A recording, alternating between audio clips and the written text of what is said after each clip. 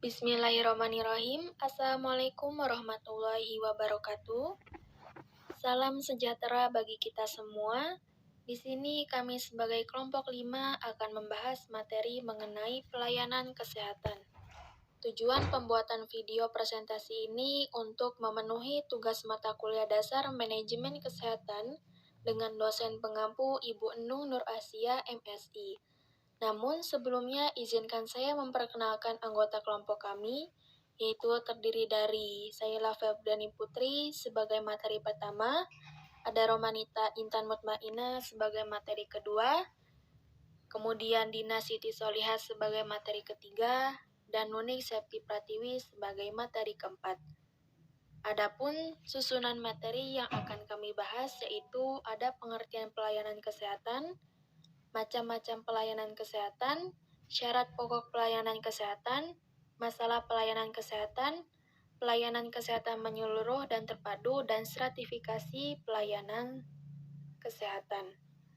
Baik teman-teman, kita akan membahas materi pertama yang akan dibahas oleh Teh Saila. Di sini Saila akan menjelaskan sedikit mengenai pelayanan kesehatan atau perawatan kesehatan. Langsung saja ke pengertian. Pemeliharaan atau peningkatan status kesehatan melalui usaha-usaha, pencegahan, diagnosis, terapi, pemulihan atau penyembuhan penyakit, cedera, serta gangguan fisik dan mental lainnya. Macam-macam pelayanan kesehatan. Pelayanan kesehatan itu dibedakan menjadi dua, ada pelayanan kedokteran dan pelayanan kesehatan masyarakat. Pelayanan kedokteran ditandai dengan cara pengorganisasian yang bersifat sendiri atau secara bersama-sama dalam suatu organisasi. Tujuan utamanya untuk menyembuhkan penyakit dan memulihkan kesehatan, serta utamanya adalah perseorangan dan keluarga. Jadi, pelayanan kedokteran itu tenaga pelaksanaannya adalah tenaga para dokter. Perhatian utamanya itu untuk menyembuhkan penyakit, sasaran utamanya itu perseorangan atau keluarga, kemudian menjalankan fungsi perseorangan dan terikat undang-undang.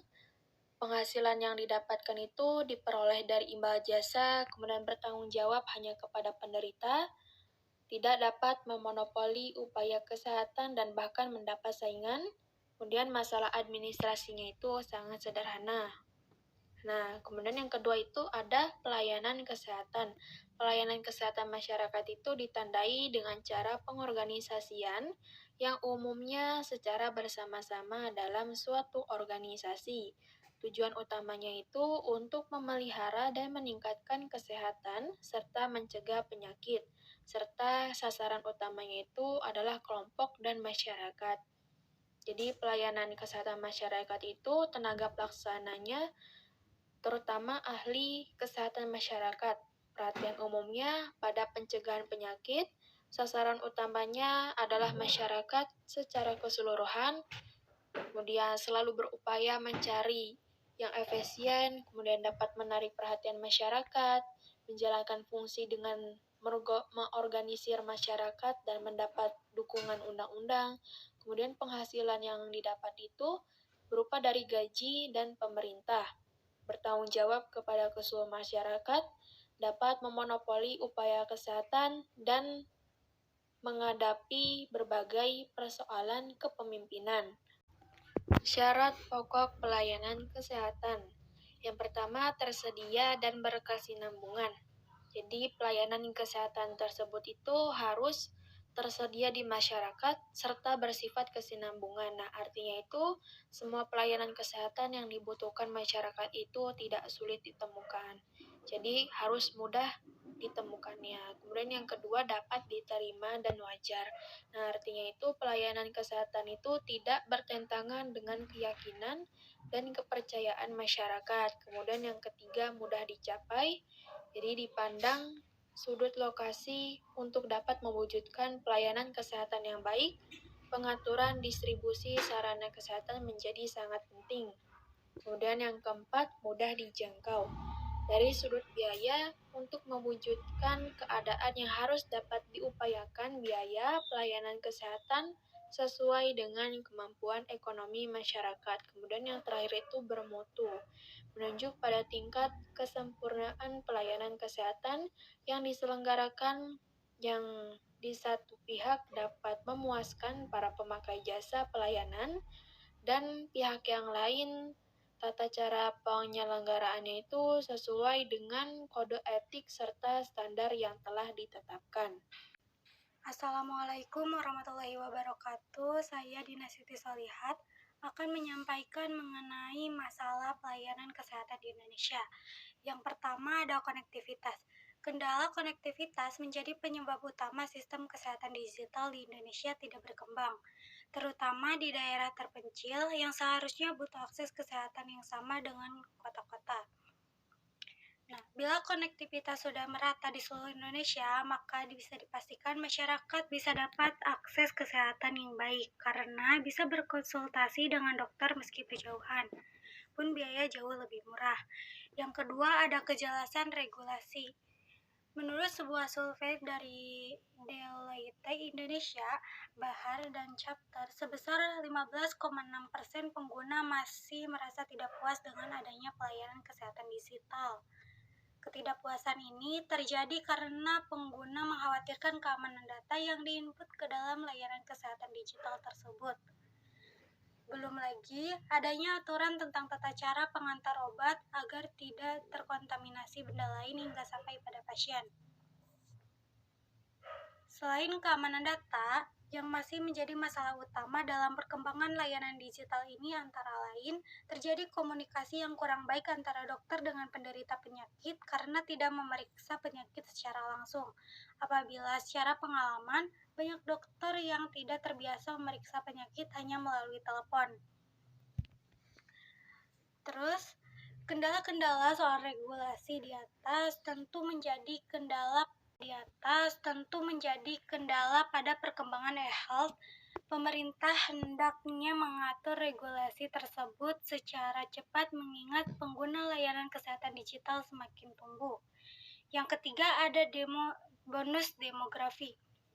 Populasi Indonesia merupakan populasi keempat terbesar di dunia yang banyak didominasi oleh usia muda dan masyarakat ekonomi kelas menengah. Bonus demografi ini menjadi kekuatan untuk Indonesia untuk bersaing di kancah global. Sayangnya, bonus demografi ini tidak dibarengi dengan pelayanan kesehatan yang baik. Anak muda dan masyarakat yang dianggap mampu memajukan Indonesia justru tak terlindungi karena tidak ada layanan kesehatan yang baik. Yang keempat, Indonesia merupakan negara kepulauan. Menjadi negara kepulauan memang sangat berpengaruh besar terhadap potensi ekspor keindahan alam yang mampu menarik wisata pengunjung. Di sisi lain, distribusi pangan dan distribusi kesehatan banyak terkendala karena tidak bisa ditempuh hanya dengan jalur darat. Yang kelima ada pelayanan rendah. Tingkat pelayanan rumah sakit di Indonesia relatif rendah. Ini tercermin dari kendala masyarakat dalam mendapatkan layanan kesehatan di beberapa rumah sakit. Pasien yang menderita penyakit berat diminta menanti pelayanan hingga 1 bulan lamanya di rumah. Akibatnya, banyak masyarakat di daerah Medan yang akhirnya memilih Penang, Malaysia untuk berobat ketimbang di Indonesia. Yang keenam, teknologi tak dimanfaatkan dengan baik. Teknologi yang ada tak dimanfaatkan dengan baik untuk pelayanan kesehatan, padahal pengguna internet di Indonesia paling tinggi ketimbang negara lain. Mungkin hanya itu yang bisa saya sampaikan, kurang lebihnya mohon maaf. Assalamualaikum warahmatullahi wabarakatuh. Baik, perkenalkan nama saya Nuni Septi Pratiwi. Di sini saya akan menjelaskan pelayanan kesehatan menyeluruh dan terpadu, lalu dilanjutkan dengan stratifikasi pelayanan kesehatan. Yang pertama ada pelayanan kesehatan menyeluruh dan terpadu adalah kegiatan kesehatan dasar yang diselenggarakan oleh untuk masyarakat yang dibantu oleh petugas kesehatan. Di sini bisa dicontohkan yaitu dengan posyandu. Salah satunya upaya kesehatan bersumber daya masyarakat. Yang Dua, ada sertifikasi pelayanan kesehatan. Pelayanan kesehatan ini dibagi menjadi 3 tingkat. Yang pertama ada pelayanan kesehatan tingkat pertama atau primary health service, yaitu pelayanan kesehatan jenis ini diperlukan untuk masyarakat yang sakit ringan dan masyarakat yang sehat untuk meningkatkan kesehatan mereka. Nah, yang kedua ada pelayanan kesehatan tingkat kedua atau secondary healthy service. Yang dimaksud pelayanan kesehatan tingkat 2 adalah pelayanan kesehatan yang lebih lanjut yang diperlukan oleh kelompok masyarakat yang memerlukan rawat inap yang sudah tidak dapat ditangani oleh pelayan kesehatan primer. Bentuk pelayanan ini misalnya rumah sakit tipe C dan D. Yang terakhir ada pelayanan kesehatan tingkat ketiga, yaitu tertiary healthy service.